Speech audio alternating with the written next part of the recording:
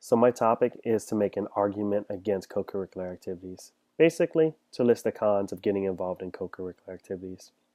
Before we discuss the cons of it, let's discuss what it means. Co-curricular activities are activities that complement what students are learning in school. Basically, they're activities that have some sort of connection with the academic curriculum. Now let's list the cons. First one, time consuming.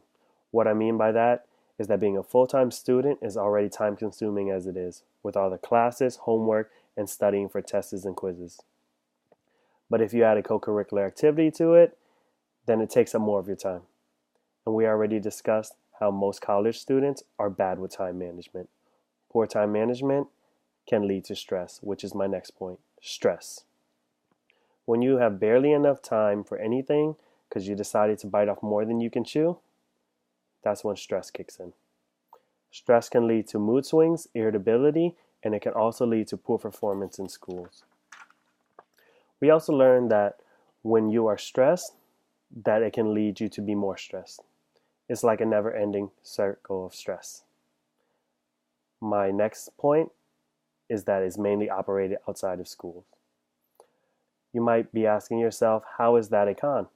Well, it can be a con if you consider that tuition is already expensive as it is, and if you wanted to join a co-curricular activity that is outside of the school, then it will most likely cost you or your parents more money on top of the tuition you are already paying. Also, since it's operated outside of the school, then you will not be graded and you won't get academic credit for all your time and effort. And finally, my last point is that you won't have friends.